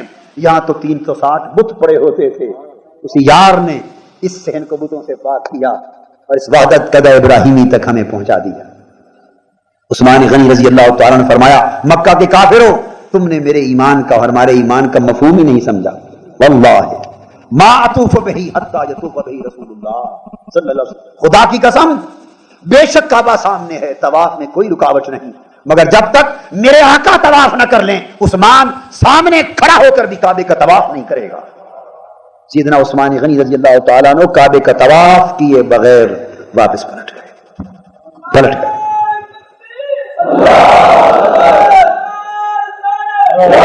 بولیے بولیے صحابہ کرام میں کوئی جھگڑا ہوا, کوئی مناظرہ ہو گیا ہو, گرما گرم بحث ہو گئی ہو, عثمان تم نے غلطی کی, خدا کے گھر گئے, کعبۃ اللہ تھا, اللہ کا گھر, اللہ کے گھر کا طواف چھوڑ دیا. حضور کی تعلیم میں یہ تھا کہ نہیں کرنا, تو تعلیمات پر عمل, نکتہ کیا سمجھا رہا تھا, تعلیمات پر عمل ایک بات تھی اور ذات کا عشق و محبت اور ادب ایک بات تھی. یہاں تعلیم کو نہ دیکھا, ذات سے نسبت عشقی کو دیکھا. اگر کعبے کا طواف کر لیتے ادب رہ جاتا, عمل ہو جاتا, ادب رہ جاتا, عمل ہو جاتا. عثمان غنی نے اپنا عقیدہ اور ایمان پوری امت کو یہ سمجھا دیا کہ ایک طرف محبت و ادب مصطفیٰ ہو, اور اگر اس کے مقابلے میں کوئی عمل ہو، عمل چھوڑ دینا، مصطفیٰ کا ادب کر لینا، یہ ایمان ہے۔ اور جس عمل سے ادب رہتا ہو، جس عمل سے محبت منقطع ہوتی ہو، اس عمل کو چھوڑنا بھی ایمان ہے۔ یہ ہے مسلک عثمان رضی اللہ تعالی عنہ۔ اور صحابہ نے کوئی جھگڑا نہیں کیا کہ یہ غلط کیا یا درست، ہر کسی نے کہا عثمان یہی تو ایمان ہے۔ وہ حضور کی خاطر کعبے کا طواف چھوڑ آئے ہیں، اور جو ادھر 1400 صحابہ بیٹھے تھے ان کا حال کیا ہے؟ حضور علیہ السلام نے حجامت کروائی، وہ حضور کے ارد گرد طواف کر کے ایک ایک منہ مبارک اٹھانے کو دوڑ رہے۔ آقا نے وضو مبارک کیا، وضو کا ایک ایک قطرہ پانی کا سنبھال کر چہروں اور سینوں پر ملتے پھرتے ہیں، اور جس کو نہیں ملتا ومن اصاب منه شيئا تمسح به ومن لم يصب منه شيئا اخذ من بلل يد صاحبه۔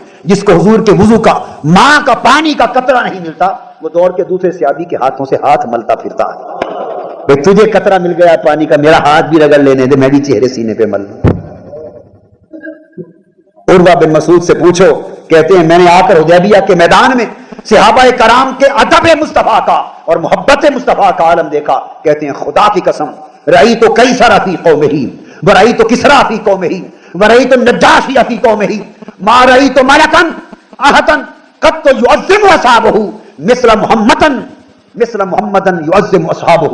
خدا کی قسم میں نے کیسر روم کو اپنے دربار میں دیکھا ہے، کسرائے ایران کو دیکھا ہے، نجاشی کو حبشہ میں دیکھا ہے، آج تک روئے زمین پر کسی بادشاہ اور شہنشاہ کا ادب، تعظیم، تکریم اس کے درباریوں میں اس قدر ہوتی نہیں دیکھی جتنی اصحاب محمد مصطفیٰ کی کرتے ہیں۔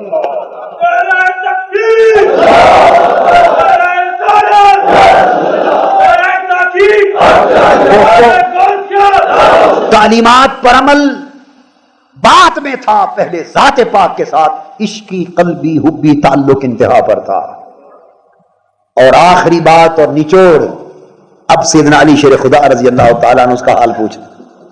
آپ تمام صحابہ کرام کی اس وصیت کو کھنگالیں، ایک رتی برابر فرق مشرب میں، مسلک میں، عقیدے میں، عمل میں، اسوہ میں، طریقے میں نظر نہ آئے گا۔ ہم مرتبہ ہیں یاران نبی، کچھ فرق نہیں ان چاروں میں، عشق میں، محبت میں، عمل میں، تعلق میں، یہ کیفیت۔ حضور علیہ السلام ایک غزوہ سے، جہاد سے پلٹے، آپ نے عصر کی نماز ادا فرما لی تھی، سیدنا علی شیر خدا رضی اللہ تعالیٰ عنہ نے ابھی نماز عصر نہیں پڑھی تھی۔ حضور صلی اللہ علیہ وسلم نے کچھ تھکاوٹ محسوس فرمائی، فرمایا علی ذرا بیٹھو، گود کرو، تھکا ہوا ہو، میرا دل چاہتا ہے کہ اپنا سر تمہاری گود میں رکھ کے آرام کر لوں۔ قربان جائیں اس گود کے نصیب پر، نیند اس کی ہے، بقول غالب نیند اس کی ہے، دماغ اس کا ہے، راتیں اس کی ہیں، تیری زلفیں جس کے شانوں پر پریشان ہو گئی۔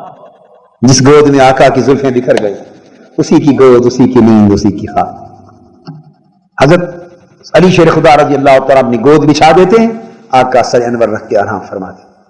اس وقت حضرت علی شیر خدا رضی اللہ تعالیٰ عنہ کو معلوم ہے کہ میری عصر کی نماز ابھی رہتی نہیں پڑی، کیا یہ عرض نہیں کر سکتے تھے کہ آقا ذرا 2 منٹ رک جائیں، میری نماز عصر رہتی ہے، پڑھ لوں؟ نہیں فرما سکتے تھے؟ عرض کر سکتے تھے آقا کی بارگاہ، مگر نہیں کہا، عرض کر سکتے تھے۔ ہم لوگ جو اس توازن کو نہیں سمجھ سکتے، حضور کی ذات کی محبت و ادب کا حال اور تعلیمات پر عمل اور عبادت کا حال، جو اس نسبت اور توازن کو نہیں سمجھے اور گڈ مڈ کیے پھرتے ہیں تصور دین کو۔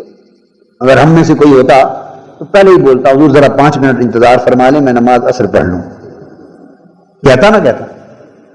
اور کوئی ایسا کہنے والا ہوتا تو اس کی گود کا انتخاب ہی کیوں ہوتا؟ اس کی گود کا انتخاب ہی کیوں ہوتا؟ گود بھی تو علی کی چنی ہے نا، یا گود علی کی چنتے ہیں یا غار ثور میں گود ابو بکر کی چنتے ہیں۔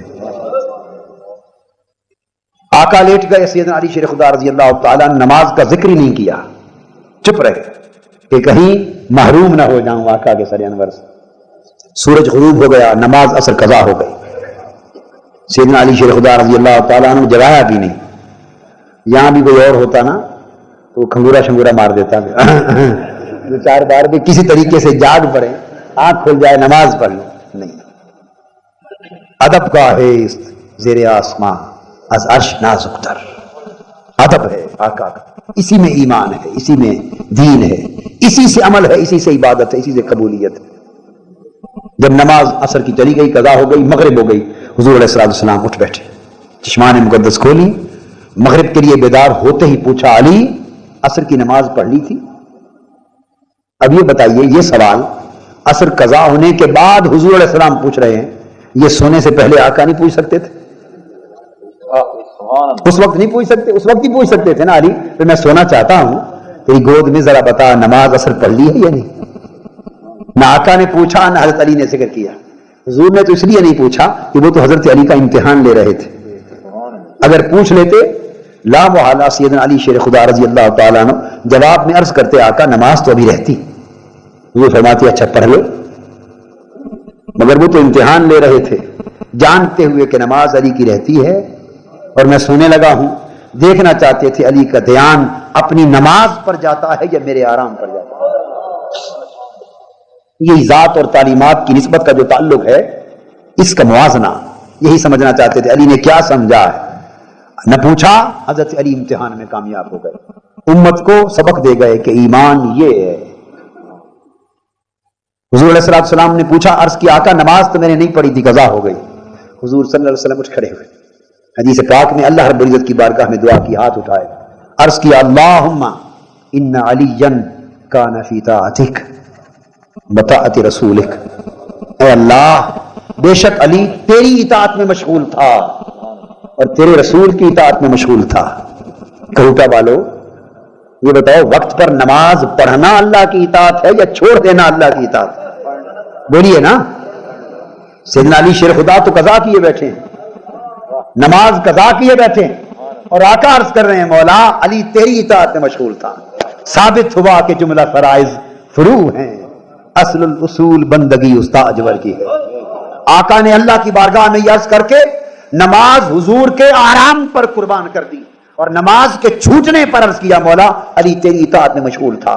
یہ نقطہ سمجھا دیا کہ لوگوں اگر نماز جیسی عبادت ایک طرف، یہ سچویشن ہمارے لیے تو کریٹ نہیں ہو سکتی، یہ تو اس وقت کی بات، مگر ہمارے لیے ایک فلسفہ، ایک اصول، تصور دین، تصور ایمان مل گیا.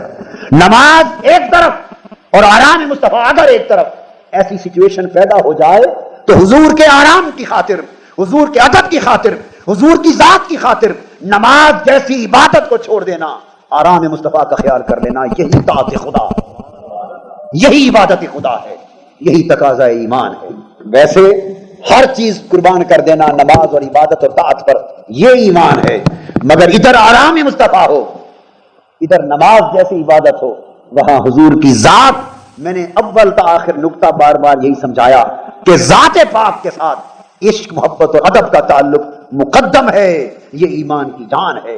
اور تعلیمات پر عمل، خواہ وہ فرض ہو یا واجب ہو یا سنت و مستحب، وہ سارے عمل وہ مؤخر ہیں، وہ ایمان کا جسم ہے. اعمال ایمان کا جسم تب خدا کی بارگاہ میں قبول ہوں گے اگر جسم کے اندر محبت و ادب مصطفیٰ کی جان ہوگی. حاضرین محترم، یہ بات آج کے دور میں جب تصور دین کے اندر فتنے پیدا کر دیے گئے، دور مادیت میں ایمان کا روحانی تصور نکل گیا، ایمان میں مادیت کا مزاج آ گیا، اسلام میں مادیت کا مزاج غالب کرنا کیا جانے لگا، تصور دین مادیت کے تابع کر دیا جانے لگا. ایسے حال میں امت منتشر ہو گئی، پست ہو گئی، ذلیل و خوار ہو گئی. آج ہمیں اپنے ایمان کو روحانی قوت کے ساتھ، عشقی حبی قوت کے ساتھ، ذات مصطفیٰ صلی اللہ علیہ وسلم کے ساتھ تعلق اور نسبت کی قوت کے ساتھ اپنے ایمان کو پھر زندہ کرنا ہوگا، مادیت کے بت کو ٹھوکر سے پاش پاش کرنا ہوگا. جب سے ہم اس حال سے محروم ہوئے ہیں، امت در بدر ٹھوکریں کھانے لگی ہے. یاد رکھنے آج عالم کفر عالم اسلام کو مٹانا چاہتا ہے، اسے پھر ایک نئے دور غلامی کا شکار کرنا چاہتا ہے. امریکہ، اس کا نیو ورلڈ آرڈر، پوری مغربی دنیا اور مغربی سامراج، یہودی صہیونی سازشیں عالم اسلام سے، امت مسلمہ کے سینوں سے ایمان کی تپش، ایمان کا نور کھینچ لینا چاہتی ہیں. امت مسلمہ کو بے غیرت اور بے حمیت بنا دینا چاہتی ہیں. شرق سے غرب تک امت مسلمہ کے خلاف سازشیں ہو رہی ہیں. اے امت مسلمہ، اپنی غیرت کو بیدار کیے بغیر مستقبل میں تیری بقا ممکن نہیں ہے. کشمیر 45 سال سے وہاں خون کی ندیاں بہ رہی ہیں. UN کے فلور پر کشمیریوں کے حق خود ارادیت کی بحالی کی قراردادیں موجود ہیں، مگر آج تک اقوام متحدہ کا عالمی ضمیر بیدار نہ ہوا اور کشمیریوں کی عزتیں لٹتی رہیں، خون بہتے رہے، جانیں تلف ہوتی رہیں، وادی میں آگ لگ چکی ہے، ظلم، تباہی، بربادی انتہا کو جا پہنچا ہے، مگر ان کو حق خود ارادیت دلانے کے لیے اقوام متحدہ سے کوئی غیرت مند نہ اٹھا. اسرائیل ناجائز فلسطین کی سرزمین پہ قابض ہوا، فلسطین کی آزادی کی قرارداد UN نے پیش پاش کی، مگر آج تک فلسطینی مسلمان در بدر ٹھوکریں کھاتے پھرتے ہیں. اسرائیل کے دست تظلم سے ارض فلسطین کو آزاد کرانے کے لیے اقوام متحدہ کی ضمیر اور غیرت بیدار نہ ہوا. آج بوسنیا پر ظلم کی انتہا ہو گئی ہے، 2 لاکھ مسلمان بے دریغ قتل کر دیے گئے ہیں، عزتیں لٹ گئی ہیں. مسلمان بچے یہودیوں اور عیسائیوں کے گھروں میں یورپ میں تقسیم کیے جا رہے ہیں تاکہ چند سالوں تک یہ اسلام کا نام بھی بھول جائیں. صہیونی سازش کے تحت ایک عالمگیر سازش، ایک گھناؤنا منصوبہ اسلام کو ہمیشہ کے لیے دبانے کا تیار ہے. مگر امت مسلمہ اور بالخصوص پاکستانی قوم اور باقی مسلم قوم، خدا جانے ان کے شعور کو کیا ہوا، وہ بام دست و گریباں ہے، ٹکڑے ٹکڑے ہے، وہ عالم کفر کی سازشوں سے بے خبر ہے. میرا آخری پیغام اس عشقی ایمان، حبی ایمان کی کیفیت، دین کے تصور کی جان کو اجاگر کرنے کے حوالے سے اس گفتگو کا آخر اور اس کا پیغام یہ ہے کہ اے مسلمانان پاکستان، آج کفر سے بھیک مانگ کر، خیرات مانگ کر زندہ رہنا ناممکن ہے. غیرت مند قوموں کا طریقہ دشمنوں کی بھیک پر زندہ رہنا نہیں ہوتا. دشمنوں کی بھیک اور خیرات پر پلنا بے غیرتی، بے حمیتی ہے. اپنے قدموں پہ کھڑا ہونا سیکھو، سیاسی آزادی حاصل کرو، اقتصادی آزادی حاصل کرو. عالم اسلام کا ہر وہ ملک جس کو اپنے دفاع مضبوط کرنے کی طاقت جس کے اندر ہوگی، صلاحیت ہوگی، کیپیبلٹی ہوگی، پوٹینشل ہوگا، اسے دبایا جائے گا تاکہ مسلمانوں سے کوئی غیرت مند قوت کسی خطہ اسلام سے غیرت مند ایک مضبوط دفاع کے ساتھ نہ اٹھیں.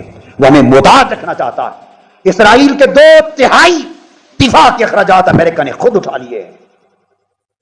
ان حالات میں پاکستان کو ہر لحاظ سے خود کفیل بنانے کی ضرورت ہے، اور سب سے بڑھ کر دفاعی قوت میں، جوہری اور ایٹمی توانائی میں پاکستان کو خود کفیل بنانے کی ضرورت ہے. میں کہوٹا کی سرزمین پر پہنچ کر اپنا فرض منصبی سمجھتا ہوں کہ یہاں کہوٹا والوں کو اور پاکستان کے ان عظیم فرزندوں کو اور بالخصوص ڈاکٹر عبد القدیر خان کو مبارکباد پیش کروں. یہ ایک ڈاکٹر عبد القدیر خان ہوئے ہیں، عالم اسلام، امت مسلمہ اور پاکستانی قوم کو زندہ و تابندہ کرنے کے لیے ابھی 1000 ڈاکٹر عبد القدیر خان کی ضرورت ہے. ہمیں جوہری توانائی میں، اپنی قوت میں، اپنے دفاع میں، اپنی طاقت میں غیروں کی مدد کی، ان کی محتاجی سے بے نیاز ہونے کی ضرورت ہے. میں مبارکباد دینے کے ساتھ ساتھ یہ بھی کہوں گا کہ ہمیں اپنی سیکیورٹی کو مضبوط کرنے کی ضرورت ہے. یہ میرا میسج ہے. کہوٹا کی آپ نے دیکھا میں نے کوئی سیاسی بات آج کے خطاب میں عمدن نہیں کہی، اس لیے کہ یہ بات میں اس جگہ پر کر رہا ہوں جس جگہ کے ساتھ پاکستان کی بقا وابستہ ہے. اس مقام پر کسی قسم کی فرقہ واریت نہیں ہونی چاہیے. ویسے تو پورے ملک میں نہیں ہونی چاہیے، پورے عالم اسلام میں، مگر یہاں کے لیے بطور خاص میرا پیغام ہے، خدا کے لیے غیرت مند بنو، باشعور بنو. یہاں سیاسی تفرقہ اس سرزمین پہ نہیں ہونا چاہیے، فرقہ واریت نہیں ہونی چاہیے، باہم دست و گریباں نہیں ہونا چاہیے. یہاں اتحاد کے سبق کو بلند کرو، اپنی سیکیورٹی مضبوط کریں، یگانگت پیدا کریں، تعاون کریں. یعنی کہوٹا کے پورے پروگرام کے ساتھ تعاون کریں، سیکیورٹی کریں، اپنے صفوں میں انتشار کی بجائے اتحاد پیدا کریں اور آپس میں یک جان یک جسم ہو کے چلیں. پاکستان کی بقا، پاکستان کی سالمیت کے ساتھ ہماری اسلام کی خیر ہے اور اسلام کی عظمت کے ساتھ پاکستان کی بقا ہے. یہ لازم و ملزوم ہیں. مسلمان بنیں، پاکستانی بنیں، باقی رشتوں کو پامال کر دیں، باقی شناختوں کو پامال کر دیں. پاکستان کی سرزمین سے اگر ہماری ایمانی قوت اور قومی اور ملی حمیت کے ساتھ مصطفی انقلاب کی لہر اٹھ کھڑی ہوئی تو پاکستان اس قابل ہے کہ وہ پورے عالم اسلام کی قیادت کر سکے۔ اگر پاکستان میں مصطفی انقلاب کی تحریک کو دبا دیا گیا، یہاں ایمانی اور اسلامی ماحول کو ختم کر دیا گیا، قومی اور ملی غیرت کو پامال کر دیا گیا، تو پھر شاید عالم اسلام میں اب کم خطے رہ گئے ہیں جو امت مسلمہ میں انقلاب برپا کر سکے اور اسلام کی عظمت اور شوکت دیرینہ کو پھر سے بحال کر سکے۔ اللہ تبارک و تعالی پوری امت پر اپنا فضل فرمائے، آپ پر، ہم پر، سب پر اپنا فضل، اپنا کرم حضور علیہ السلام کے نالے پاک کا سایہ کرے، اور تحریک منہاج القرآن کا یہ پیغام دے کر میں توقع کرتا ہوں کہ آپ مصطفی انقلاب کے قافلے کے سپاہی بنیں۔ اللہ پاک ہمارے حال پہ کرم فرمائے۔ وما علینا الا البلاغ۔